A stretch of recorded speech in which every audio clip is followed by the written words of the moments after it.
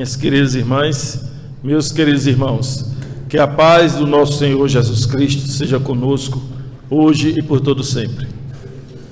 É sempre uma alegria redobrada a oportunidade de estar aqui, usando da palavra, compartilhando com as irmãs e os irmãos aqui presentes, os conhecimentos que temos adquirido em torno da doutrina dos Espíritos, com o auxílio e assistência dos nossos guias e mentores espirituais, nos mostrando e nos revelando verdades até então ignoradas por nós. E a oportunidade de compartilhar é sempre um prazer, é sempre uma oportunidade grandiosa para nós. Saúdo a todos aqueles que estão vindo à nossa casa pela primeira vez, dizendo que estão abertas não apenas as portas físicas do GESP, mas acima de tudo as portas dos nossos corações. Venham se somar a esta caravana de amor que completou 21 anos de existência. Venham se ombrear conosco na realização desse trabalho. A cada um que está aqui, aqueles que já frequentam e aqueles que estão vindo pela primeira vez, é um convite que eu formulo em nome da espiritualidade que dirige os nossos trabalhos. Venham fazer parte conosco, venham ser mais um de nós. O tema que nos foi proposto pela direção de divulgação doutrinária da casa está baseado em um artigo escrito por Marta Antunes, que é uma das dirigentes da Federação Espírita Brasileira, e saiu na revista Reformador agora de julho. O título é o Código Divino, e ela nos traz algumas reflexões acerca da importância do Evangelho. Mas antes de entrar nessa questão, nós vamos fazer uma reflexão sobre o que vem a ser o Código Divino. Deus, quando criou as criaturas, segundo a revelação dos Espíritos, criou a todos simples e ignorantes. A história, a ciência, remonta que o homem, nos primórdios da sua existência aqui na Terra, vivia como selvagem, vivia pela dureza, pela grosseria dos seus instintos. Mas mesmo nessa fase, o homem começou a se agrupar. Por ser um homem, um ser gregário, por ser um homem, uma criatura que precisa viver em sociedade, ele começou a fazer pequenos agrupamentos. E dentro desses agrupamentos, foi necessário o estabelecimento de comportamentos, de condutas aceitáveis e outras deveriam ser banidas por serem reprováveis. Só que na época isso era feito de uma maneira extremamente instintiva. Vivendo em sociedade existiam limites. Você não poderia fazer tudo o que queria, porque mesmo na grosseria ainda da consciência, eles já estabeleciam: isso aqui é meu, isso aqui é seu. Tinha limites. Isso atravessou milhões de anos na história da humanidade. Só na era socrática começou a preocupação dos filósofos de tentar entender essa faceta do comportamento humano. Porque dentre os vários comportamentos que o homem manifestava na sua vida diária, na sua vida cotidiana, existia um tipo de comportamento que precisava de uma atenção especial, que era o comportamento moral. Caçar, pescar, tudo isso fazia parte de um comportamento de sobrevivência. Mas na relação com o outro, existiam determinados comportamentos que precisavam de uma apreciação. E esse juízo de apreciação é que os filósofos no passado passaram a chamar de ethos, em grego, que é ética, que é aquela ciência que se preocupa em estudar a conduta humana, a conduta moral, o comportamento moral.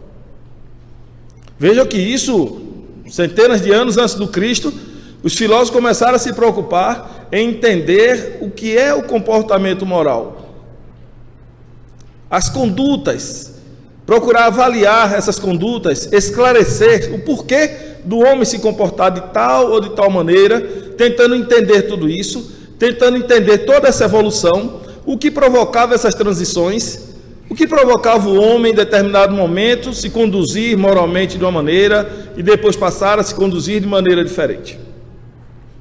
E a ética veio com essa preocupação de ter como objeto o comportamento moral do homem. Só que tinha um problema seríssimo, que para a moral na época teria que se estabelecer que comportamentos seriam aceitáveis. e que comportamentos seriam banidos. Qual comportamento moral poderia ser tratado como comportamento positivo? E qual comportamento que contrariaria essa moral e seria rejeitado pela sociedade? E os primeiros filósofos, na época de Sócrates, eles começaram, Sócrates, Aristóteles também, começaram a pensar que é preciso ter uma referência do que seria o comportamento moral. E eles pensaram o seguinte: o comportamento tem que estar baseado naquilo que é bom. Algo para ser moralmente aceito, algo para ser interessante para a sociedade, para que atenda ao interesse comum, tem que ser bom. E aí surgiu um grande dilema, que até hoje filósofos se debatem com relação a isso. O que é que vem a ser o bom dentro de uma sociedade? O que é o bom dentro de uma sociedade? Na época de Aristóteles, ele defendeu que o bom seria a felicidade. Então, dentro da sociedade, moralmente, seria uma conduta boa aquela que promovesse a felicidade. Aquilo que você fizesse que promovesse a felicidade do outro, aquilo ali era bom. Só que entre aquela sociedade da época, existiam alguns problemas, que era a exclusão da mulher do conceito de membro de sociedade e a situação do escravo, que eles tinham escravo. Então o escravo não tinha direito de ser feliz, a mulher também não tinha direito de ser feliz. Então o bom não atenderia um conceito moral, porque um conceito moral teria que ser algo bom para todos. Vê mais na frente, outros pensadores disseram: não, o bom não dá certo. Vamos pensar o seguinte, que para a sociedade, o que realmente é bom moralmente é aquilo que nos dá prazer. E durante algum tempo os hedonistas eles começaram a defender essa ideia, de que o bom é aquilo que promove prazer. Mas só que aí começaram a surgir os dilemas, que o dilema faz parte da essência da ética. É o desafio, o conflito que surge e que precisamos discutir sobre ele. Sim, mas aquilo que causa prazer para mim, vai causar necessariamente prazer para o outro? Dentro de uma sociedade, o indivíduo que ele sai e violenta sexualmente uma mulher, na hora que ele está fazendo isso, ele está em busca do prazer. E esse prazer cometido, buscado por ele, é algo bom? Vai ser aceito como algo bom? Não pode ser aceito. Então o prazer também foi banido assim por alguns outros pensadores que entenderam que não poderia ser o prazer algo bom, porque para ser bom teria que atender a todos. No momento em que o prazer ele se manifesta para uns em detrimento de outros, então ele não pode ser uma referência do que é bom. Surgiram outras correntes de pensadores e defenderam que o bom seria aquilo que tivesse relacionado com a boa vontade. Aí não interessava o resultado. Se aquilo que foi praticado pelo cidadão, pelo membro daquela coletividade, foi algo movido pela boa vontade, então aquilo teria que ser considerado como bom. Aquilo seria aceito como bom dentro da coletividade. E aquilo, consequentemente, seria um ato moral, seria um ato positivo. Só que surgiram aí os dilemas. Tem um ditadozinho popular que hoje em dia se usa, né? Que de boa vontade o inferno está cheio. Nem tudo que você faz, movido pela boa vontade, significa que vai ser bom.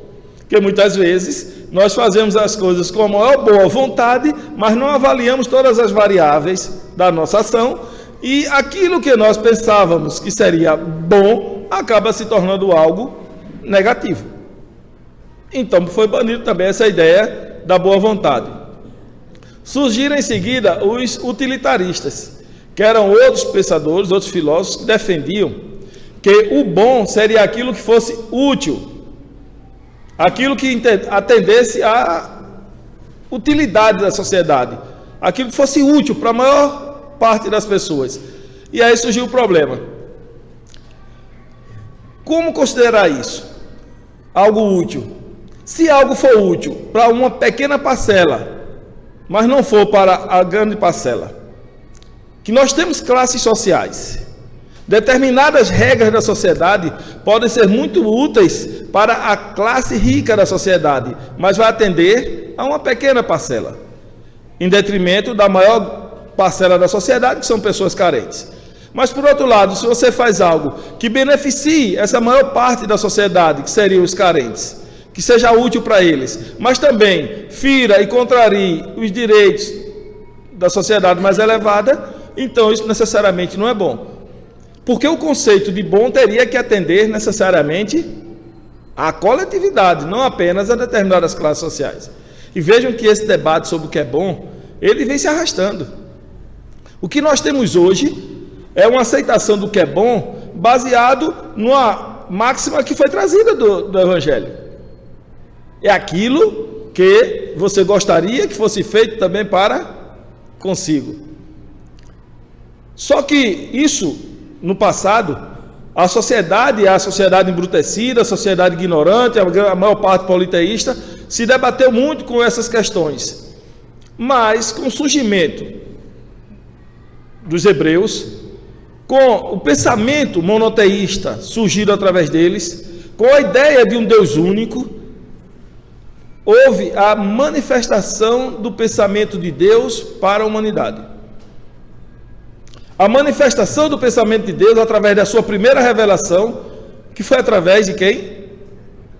Moisés. Moisés, o grande profeta, aquele que assumiu a responsabilidade de conduzir aquele povo que vivia atendendo às vontades, aos interesses dos egípcios. Na hora que eles decidiram sair dali para ir para a terra da salvação, para Canaã, eles foram conduzidos por Moisés, um homem inspirado, um homem enviado por Deus para cumprir uma grande missão. Passar 40 anos dentro de um deserto, conduzindo milhares e milhares de pessoas, pessoas ignorantes, pessoas rudes, pessoas que viviam dentro de uma situação extremamente difícil, nas cercanias do Egito. Alguns dizem que eles eram escravos do Egito, mas isso há controvérsias. Para os egípcios eles não eram escravos, eles eram trabalhadores freelance, eles viviam prestando serviço para receber como contrapartida alimentos e outras coisas. Mas o papel de Moisés foi trazer essa revelação da justiça de Deus.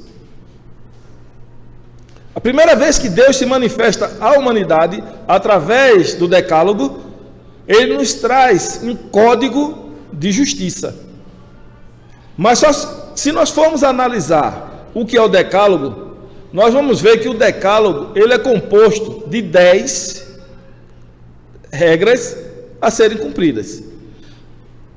Mas na verdade, só 2, 3 seriam algo para se cumprir, porque o restante é tudo negação. É um código do não fazer. Amarás o Senhor teu Deus, amarás o teu próximo, honrarás pai e mãe. Em seguida, o que é que vem? Guardar sábado e domingo quer dizer não trabalhar, não escravizar ninguém. Não matarás, não roubarás, não... E aí vem, não adulterarás, não roubarás o que é do teu próximo. Não. É dizendo sempre o que não fazer. E por que teria que ser o do não fazer? Porque era a maneira mais fácil de você atingir as consciências daquela época. Pessoas ainda ignorantes espiritualmente, é muito mais fácil você dizer para ela o que ela não pode fazer, o que ela não deve fazer. Você trabalha com uma regra de negação para ela, fica mais fácil dela entender. Mas vejam que, em paralelo a isso, Moisés também começou a conduzir esse povo criando leis humanas. Eram leis que partiam da sua necessidade de gestão, de gerir aquele processo. E ele começou com isso a criar uma legislação toda pautada nos seus valores, nos seus princípios, na maneira como ele achava que deveria ser. E aí está lá Deuteronômio, Levítico, alguns livros do Velho Testamento que estão recheados também de negação. Não se pode comer peixe de couro, não se pode comer animal de unha lascada, não se pode isso, não se pode aquilo. É um recheado de nãos, de não fazer. Muitos, inclusive, para aqueles exegetas que acham que a Bíblia tem que ser seguida ao pé da letra, que ela é o livro de todos os tempos, é preciso entender que muito daquilo que existe lá, em Deuteronômio, em Levítico, muito daquilo não tem a menor possibilidade de se aplicar na sociedade de hoje. Não tem a menor chance. Porque são regras que eram voltadas para aquele povo na condição em que eles se encontravam. Mas que hoje, com o nível de consciência que a sociedade alcançou, é inadmissível se pensar isso. Tem um exemplo, que acho que é em Levítico, esqueci agora o número, que eu não sou muito bom disso, que diz que se seu filho for motivo de escândalo, leve-o até o portão do templo e apedreje-o. E aí? Alguém vai fazer isso na sociedade de hoje? Que não se pode vestir roupas com 2 tipos de tecidos. As roupas teriam que ser sempre no mesmo tipo de tecido. Alguém vai se preocupar com isso hoje? Não vai. Então, a gente tem que entender que são regras que eram criadas por Moisés para uma realidade da época, para uma moral que se estabelecia dentro daquele povo na condição em que ele se encontrava. Só que, com o avanço da sociedade, algumas mudanças, novos profetas foram surgindo, trazendo novas revelações, já começando a anunciar a vinda de um Messias, porque eram criaturas já enviadas por Cristo para preparar o seu caminho. Alguns, inclusive, em outras doutrinas religiosas que vieram bem antes de Jesus, Buda, Krishna e vários outros, falando a mensagem de amor, mas trazendo no seu bojo algumas distorções daquilo que seria a proposta trazida por Jesus. Porque quando Jesus veio, ele veio como a segunda revelação de Deus para a humanidade. E como a segunda revelação de Deus para a humanidade, Jesus, ele criou um problema terrível na cabeça dos doutores da lei, que eram os homens encarregados de esclarecer as escrituras nas sinagogas e nos templos. Eram homens que tinham a responsabilidade de fazer o que eu estou fazendo aqui agora, tentar passar para o público aquilo que estava na essência das escrituras. Porque até então, o Deus que revelou Moisés, o Deus que Moisés procurou anunciar para a humanidade, era um Deus guerreiro, um Deus vingativo, um Deus que castigava. Moisés sempre colocava um processo de punição, de castigo, para aqueles que não acreditassem em Deus. Era um Deus que enviava seus exércitos para degolar os ímpios, os pagãos. Era um Deus que mandava invadir e tomar outras terras.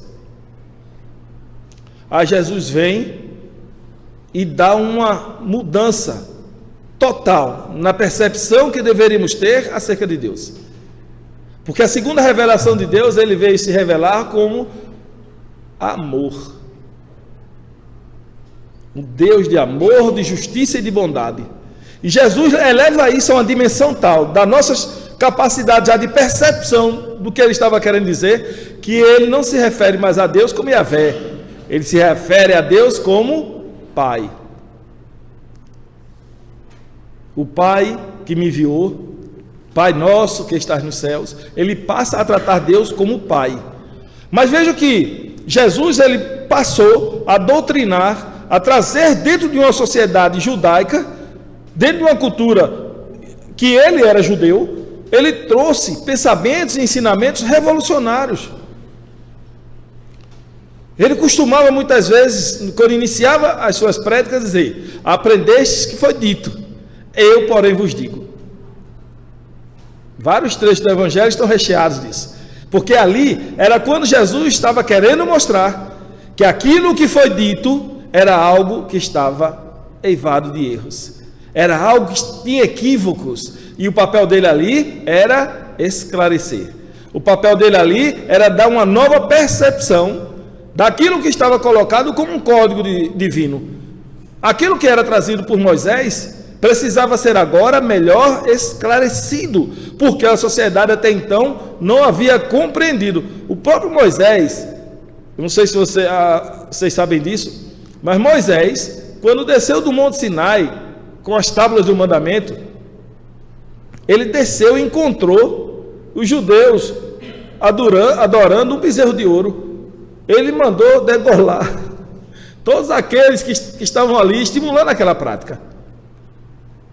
tirando as águas do rio de sangue dos seus próprios irmãos, simplesmente porque estavam contrariando as suas determinações. Mas qual era o quinto mandamento lá na tábua? Não matarás. O cara acabou de receber, desce e já manda matar um monte. Para você ver a dureza dos corações. O quanto eram criaturas ainda endurecidas. Quando chegou o tempo de Jesus, alguém foi e perguntou a ele: o que eu devo fazer, Senhor, para alcançar o reino dos céus? Ele: o que aprendeste?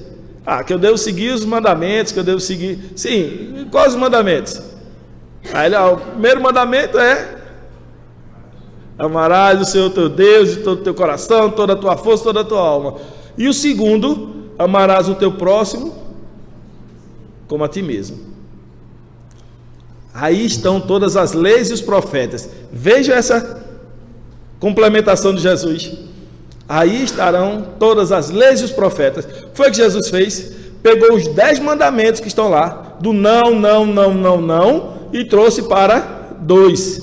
Porque ele disse que se você fizer isso, se você amar a Deus acima de todas as coisas e amar ao seu próximo como a si mesmo, você estará cumprindo com todos os outros 10. Porque você vai honrar pai, vai honrar mãe, você não vai matar, não vai roubar, não vai cobiçar a mulher do próximo. Eu achei interessante. Por que lá nos mandamentos tem não cobiçar a mulher do próximo? Vejam como estava assim, contaminado por uma cultura machista da época. Cobiçar a mulher do próximo e cobiçar o homem do próximo poderia? Por isso que Jesus vem e retoca. Ama a Deus acima de todas as coisas e ao próximo como a ti mesmo. Vejam que nesse momento ele foi questionado, né? Quem é meu próximo? E quem seria meu próximo? Aí ele vem com aquela parábola. Qual? Do bom samaritano, onde ele mostra quem é o próximo. O próximo é aquele, eu não vou contar ela aqui para não esgotar o tempo, porque também ela já é bastante conhecida. Mas o próximo, segundo Jesus, é aquele que age com misericórdia para com seu irmão. Vejam a mudança que ele deu dentro de um código moral, de uma conduta moral a ser vivenciada a partir dele. Não é mais uma conduta do não fazer, mas é uma conduta de como fazer. A partir do Cristo, os ensinamentos trazidos por ele não é mais um ensinamento de negação, mas é um ensinamento de ação. Porque ele afirmou: eu sou o caminho, a verdade e a vida. Ninguém chegará ao Pai senão por mim. Porque ele mostrou para nós, através da sua vivência, qual era a moral que nós deveríamos seguir. A moral evangélica, ela é o código divino estabelecido através da vivência do Cristo, no intervalo de 3 anos do seu messianato. Ele conseguiu deixar para nós um código moral que ultrapassa as barreiras do tempo. Só que esse código divino, colocado por Jesus, ele também trouxe muitos outros pontos que fazem parte desse código, onde ele deixou embotado por parábolas. Ele falou, mas falou de uma maneira alegórica, para que a humanidade amadurecesse o suficiente antes de compreender o que ele queria dizer. Porque a humanidade na época não estava preparada ainda para entender determinados pontos da sua revelação. Nem mesmo os seus discípulos eram criaturas que tinham o cabedal necessário de compreender toda a profundeza dos ensinamentos que Jesus trazia. Por isso que ele disse: quem tem olhos para ver, que veja. Quem tem ouvidos para ouvir, que ouça. Falei certo, não falei? Porque às vezes eu troco. Às vezes quem tem olhos para ver, que ouça, que tem... Mas graças a Deus agora acertei. Então vejam só, a preocupação dele era dizer: eu estou falando agora, para que você entenda isso, é necessário que você abra determinados níveis de suas percepções. É preciso que você desenvolva seus sentidos, porque enquanto seus sentidos não estiverem totalmente, adequadamente desenvolvidos, você não irá compreender. E é assim, isso que ele falou se concretizou. porque atravessamos toda uma era de obscurecência, de dominação do cristianismo na face da terra, mas uma dominação através do medo, da castração, das fogueiras. Um Cristo que vinha falar de amor, de um Pai de justiça e de bondade, mas em seu nome empunhavam-se lanças e espadas, impondo os seus princípios, os seus fundamentos através da força. Quando em um momento sublime ele disse: aprendeste que foi dito, amarás os teus amigos e odiarás os teus inimigos. Eu, porém, vos digo, amai os vossos inimigos, orai por aqueles que vos perseguem e vos caluniam. Aí vão os cristãos em seguida se impor através das armas, combatendo, dominando, expropriando aqueles que não acreditavam em Deus, aqueles que não acreditavam no Cristo. Por isso que ele disse: eu não vim destruir a lei ou os profetas, eu vim para que elas se cumpram. Ele veio nos trazer uma revelação daquilo que nós deveríamos fazer, de como nós deveríamos proceder, de como nós deveríamos conduzir a nossa vida. Por isso que no livro dos Espíritos, Allan Kardec perguntou qual seria o maior modelo e guia para a humanidade. É a resposta mais curta que tem no livro dos Espíritos. Eles foram enfáticos, diretos, positivos: Jesus. Não deixaram sombra de dúvidas. Jesus foi o modelo e guia para toda a humanidade, porque a maneira como ele se conduziu, ele espelhou para nós o código moral que nós devemos seguir para alcançarmos a nossa plenitude. Só que ele também nos prometera que se nós seguíssemos os seus ensinamentos, se nós dessemos testemunho da fé, ele rogaria ao Pai e o Pai enviaria um outro consolador, que ficará eternamente convosco. Não é assim que está lá? Ele já anunciava a vinda do Espiritismo.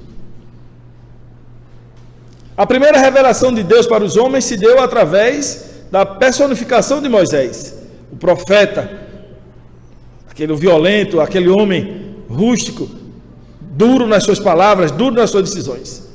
A segunda revelação vem através de Jesus, também seguro na sua palavra, duro quando necessário, mas também a plenitude do amor. Aquele que não fazia distinções entre os seus seguidores, aquele que colocou a mulher numa condição diferenciada dentro de uma sociedade judaica extremamente machista, aquele que se permitiu tocar por uma mulher, aquele que se dirigiu a uma mulher na beira de um poço, quando isso entre os judeus eram atitudes inaceitáveis. Para vocês entenderem bem como Jesus foi revolucionário, quando ele trouxe essa personificação de um novo Deus, um Deus de amor, de justiça e de bondade, ele incomodou tanto aos judeus, aos doutores da lei, aos homens do templo, que eles procuraram um meio de enredá-lo, de complicá-lo, para poder matá-lo. E a maneira que encontraram foi chamar Jesus de blasfemo, dizer que ele blasfemou, porque ele realizou curas no sábado. E o sábado para os judeus é um dia sagrado, não se pode fazer nenhum trabalho. Jesus foi condenado por ter contrariado essa lei judaica, mas foi a maneira que encontraram. Mas ele também disse: o sábado foi feito para o homem e não o homem para o sábado. Veja como ele estava destronando aquele princípio de que o sábado deveria ser guardado. O que na verdade está implícito nesse sábado, guardar o sábado lá no mandamento mosaico, é não explorar a força de trabalho, é você não escravizar ninguém, é você dar o descanso, o repouso às pessoas. Jesus, personificando a segunda revelação, ele nos prometera que haveria uma terceira, e a terceira revelação vem através da doutrina dos Espíritos. E aí não é mais uma pessoa, não foi Allan Kardec quem trouxe a doutrina dos Espíritos. Como ele mesmo disse, eu fui apenas um instrumento. Ele foi apenas um instrumento, porque é uma doutrina que veio por uma revelação do Espírito de verdade, com toda uma pleia de espíritos superiores, num movimento organizado, num movimento ordenado, trazendo de forma incontestável as revelações e os esclarecimentos daquilo que Jesus houvera dito. O Espiritismo não veio trazer nada de novo na sua essência. Ele veio tirar o véu que escondia verdades que estavam já dentro da consciência da humanidade, mas ainda não compreendidas.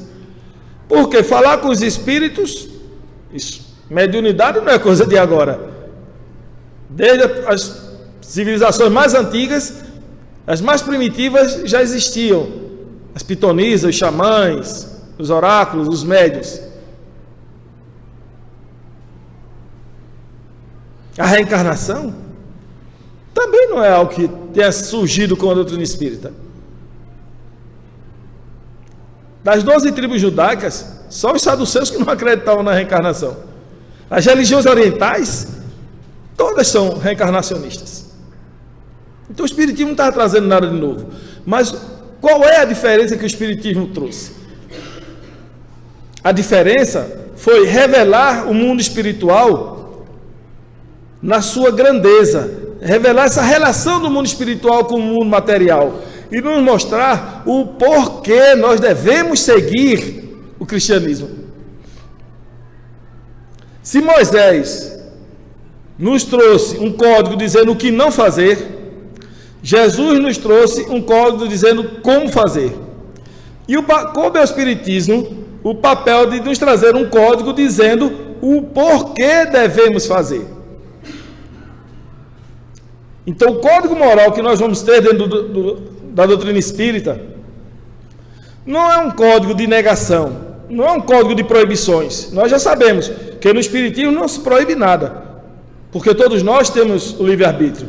Segundo a orientação da espiritualidade, no projeto Manuel Filomeno de Miranda, eles deixam claro que numa casa espírita só tem duas coisas que nós devemos colocar como imposição. É a necessidade da assiduidade e da pontualidade, para que as coisas possam se conduzir dentro da disciplina necessária. Mas, de resto, tudo podemos admitir de forma racional. Não se pode criar proibições, porque todos nós somos livres pensadores. Então, o Espiritismo não veio dizer o que não fazer. O que o Espiritismo veio fazer é pegar aquilo que Jesus trouxe como um código moral e dizer para a humanidade o porquê nós devemos fazer, por que nós devemos amar o nosso próximo, por que nós devemos perdoar. Não é apenas porque vamos angariar um lugar nos céus. Nós não devemos amar o nosso próximo, porque se não amarmos estaremos condenados às fogueiras do inferno. Porque eram esses os pensamentos que existiam até então. As pessoas eram conduzidas por um ensinamento cristão, mas pelo temor, pelo medo. Não faziam como Jesus fez, com a compreensão do porquê fazer assim. Por que temos que fazer como Jesus? Por que temos que seguir? Por que temos que imitá-lo? Porque o Espiritismo, ele não se divorciou da ciência, como as religiões anteriores. O Espiritismo, ele buscou na ciência a sustentação racional dos seus fundamentos. E Allan Kardec ficou tão preocupado com isso, que o primeiro ponto que ele coloca no Livro dos Espíritos é justamente trazer para a sociedade, segundo o Espiritismo, qual o conceito que nós devemos ter da divindade. Porque se formos perguntar nas religiões existentes, nós vamos encontrar conceitos mais diversos. Deus é o Todo-Poderoso, Deus é a personificação do bem, é a personificação do amor. Deus é um velho barbudo que está lá de cima apontando e jogando raio na cabeça de quem faz coisa errada. Nós vamos ver uma tendência muito grande de humanização de Deus. É um Deus antropomórfico, ele tem as formas humanas, ele tem as fraquezas humanas, porque Deus se zanga, Deus se irou, Deus se revoltou, Deus castigou. Nós estamos colocando em Deus características da nossa personalidade. O Espiritismo veio nos mostrar um Deus dentro de uma perspectiva diferente. Os Espíritos responderam a Allan Kardec na sua primeira pergunta, que é Deus, que Deus é a inteligência suprema e a causa primária de todas as coisas. E é esse Deus, inteligência suprema e causa primária de todas as coisas, que na questão 13, Kardec perguntou quais seriam os atributos, e aí os espíritos deram um elenco de atributos: eterno, bom, onipotente, onisciente, onipresente, e aí vai. E Allan Kardec, na nota dessa questão, ele diz que não estão ali encerrados todos os atributos, mas apenas aqueles que, no seu entendimento, seriam necessários para se compreender Deus. Que outros atributos poderão ainda ser levantados posteriormente. E o Espiritismo veio nos mostrar, de uma forma não apenas religiosa, mas dentro de uma aliança entre a ciência e a religião, que esse Deus é o Deus criador do universo, é a inteligência suprema, é a causa primária de todas as coisas. E ele criou esse universo regido por leis harmônicas, leis imutáveis, leis físicas e leis morais. As leis físicas são leis que estão regendo toda a organização física do universo, toda a harmonização física do universo. As leis morais são aquelas que estão conduzindo a humanidade num processo de elevação espiritual. E são essas leis morais as que mais devem chamar a nossa atenção. Porque as leis físicas, a ciência da matéria, ela já vem esclarecendo, vem revelando há muitos anos e nos trazendo esclarecimentos sobre essas leis.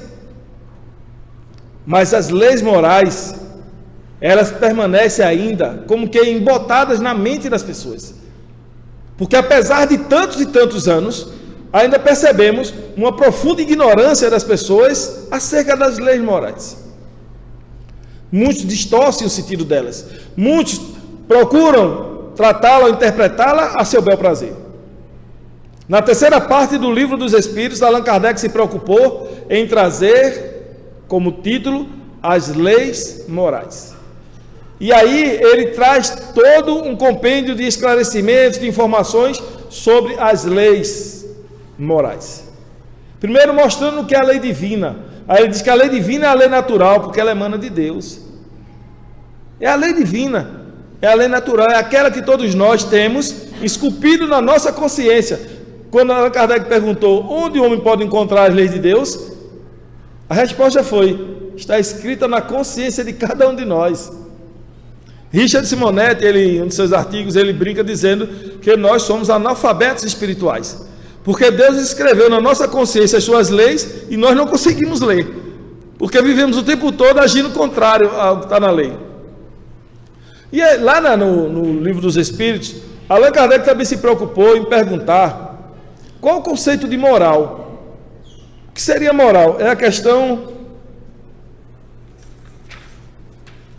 629. Que definição se pode dar da moral? A moral é a regra para portar-se bem, ou seja, a distinção entre o bem e o mal. É baseada na observação da lei de Deus. O homem se porta bem quando faz tudo em vista e para o bem de todos, pois então observa a lei de Deus. Vejam que aí, no próprio Livro dos Espíritos, ele já começa a nos encadear, a nos direcionar para esse código divino. Ele começa a esclarecer aquilo que Jesus falava lá atrás. O que é que nós discutimos hoje em termos de moral? Moral é aquilo que nós fazemos obedecendo às leis de Deus. Leis maiores, leis que são universais. Moral é aquilo que nós fazemos em favor do bem maior, em favor da maioria, em favor da grande coletividade. Quando nós fazemos isso, nós estamos agindo conforme a lei de Deus.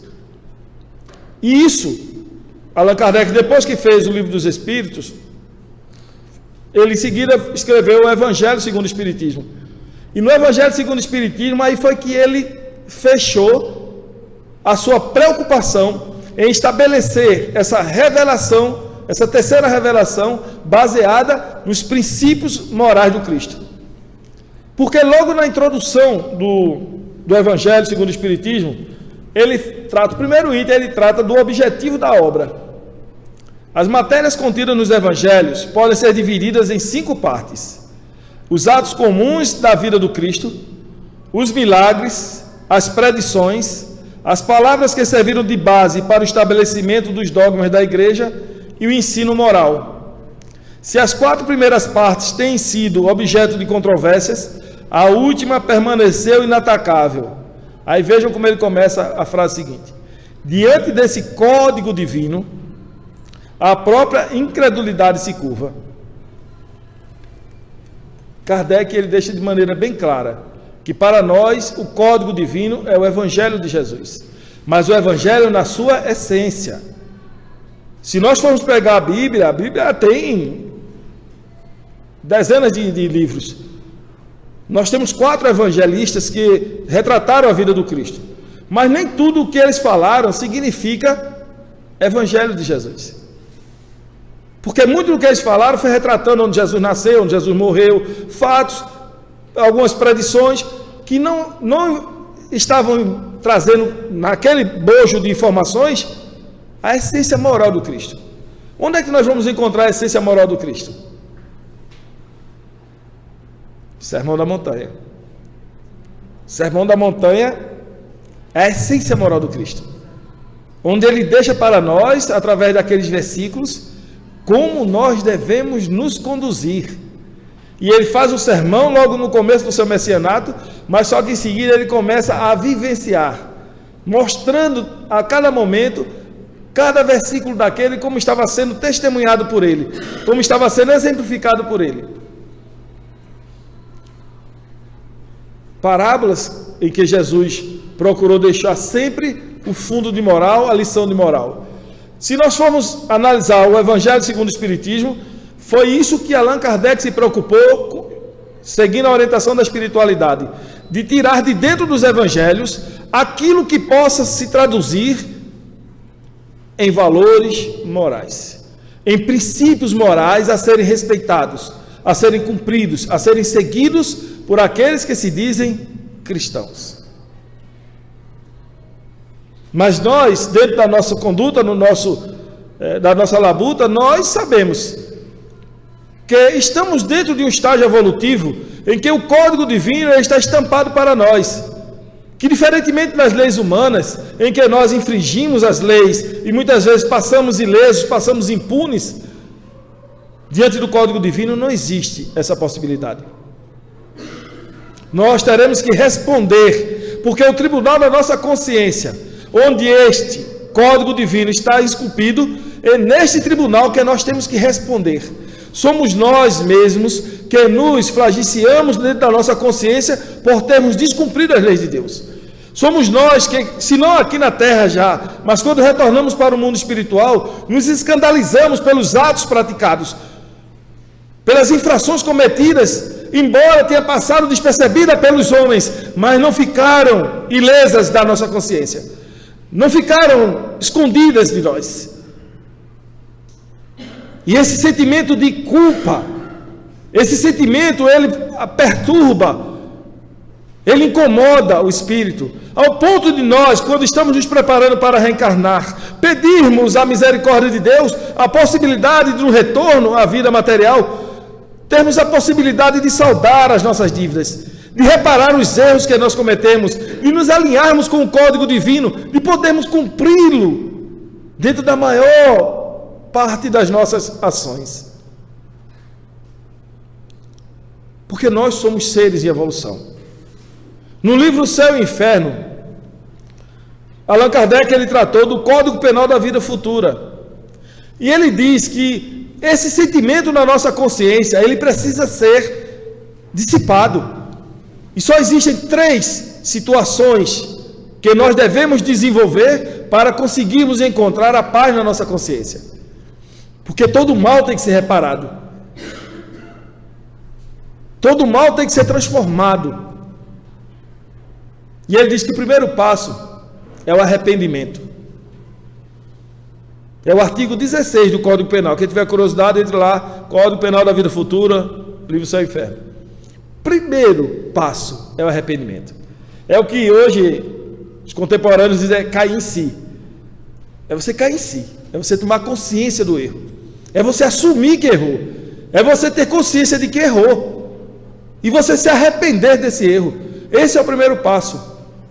O segundo passo é a expiação. É o sofrimento que vem em função disso. Porque quando você reconhece o seu erro, você começa a atingir níveis da sua consciência que ainda estão muito envolvidos pelo orgulho, pela vaidade, pelo egoísmo. Só que isso vai fazer você sofrer. Mas esse sofrimento é necessário. Essa expiação é necessária. Mas também não para por aí.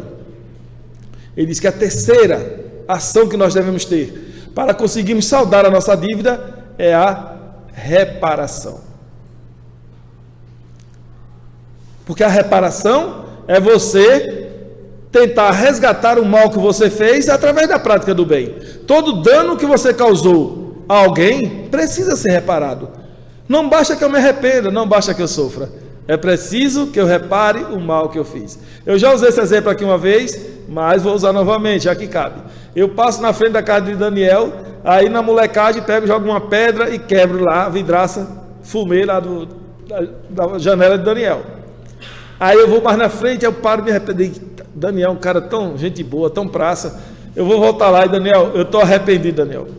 Eu estou arrependido porque na molecagem eu quebrei aqui a vidraça da tua casa, isso está me doendo dentro do coração, eu estou sofrendo com isso, porque você é meu amigo, eu não deveria ter feito isso, Daniel.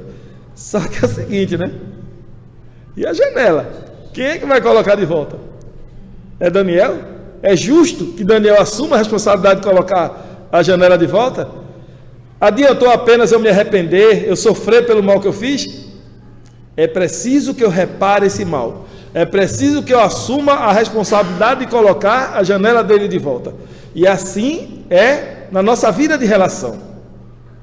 O Código Divino estabelece que nós devemos buscar dentro da nossa consciência os elementos que nos induzem à prática do bem, que nos direcionam a Deus. Quando nós contrariamos isso, o primeiro sentimento que deve bater em nós é o arrependimento. O segundo é o sofrimento pela necessidade de reparar. E o terceiro é a reparação. É a prova de que Deus é justo por excelência, mas também é bom em toda a sua grandeza. Porque Ele nos dá a possibilidade de escolher as nossas ações. Ele nos dá o livre-arbítrio como uma possibilidade de nós, através das nossas próprias forças, das nossas próprias decisões, nós trilharmos os nossos caminhos sem sermos marionetes nas mãos de um Deus manipulador. Nós semeamos livremente dentro da era divina, mas somos nós também que temos, pela imposição da sua justiça, a responsabilidade de colher aquilo que nós semeamos. O Código Divino, como sua própria essência, é a lei de Deus, é a lei natural e que nos conduzirá dentro do nosso processo de evolução. Aqueles que caminham mais rapidamente na sua evolução, são aqueles que procuram refletir antes de agir. São aqueles que procuram buscar dentro da sua consciência, primeiro, um reflexo do pensamento divino que existe dentro de si mesmo. Para que antes de tomar qualquer atitude, de fazer qualquer ação, pare e pense: se fosse o Cristo que estivesse em meu lugar, como ele agiria? Se fosse Jesus que estivesse aqui no meu lugar, como ele se comportaria? Busque dentro da sua consciência essas respostas e, consequentemente, você terá muito mais possibilidades de acertar do que de errar. Nós somos seres reativos, nós somos criaturas que costumamos agir de maneira precipitada. Não paramos e refletimos sobre as nossas ações. E isso nos leva, consequentemente, ao cometimento de muitos erros. Se nós pararmos e refletirmos, com certeza, Jesus estará presente, iluminando os nossos passos, envolvendo os nossos pensamentos e conduzindo-nos a todos em direção ao bem maior. Deixo um beijo carinhoso no coração de cada um de vocês. Votos de muita paz, de muita luz, e que todos juntos possamos fazer um esforço grandioso para que aquela paz que nós desejamos, aquela harmonia que nós tanto decantamos, que ela surja dentro da nossa sociedade, através de um esforço hercúleo de cada um de nós, cada um procurando a sua transformação, cada um procurando, através de um esforço pessoal, fazer o que é melhor que está ao seu alcance, procurando a cada dia se esforçar para fazer o melhor que está ao seu alcance, E no dia seguinte parar e pensar, hoje eu vou procurar fazer melhor ainda. Esse é o caminho que nós temos que procurar empreender. Porque se a sociedade está corrompida como ela está, se nós estamos dentro de um tecido social extremamente corroído, nós somos os responsáveis por isso. Então assumamos a responsabilidade de não criar remendos, mas estabelecer uma nova tessitura dentro da sociedade, procurando fazer com que o Evangelho de Jesus, esse código divino, ele se sobrevenha, e que os irmãos que não conhecem, não estudam, nunca perceberam o Evangelho, que eles consigam compreendê-lo através das nossas atitudes, através do contato conosco. Muita paz a todos.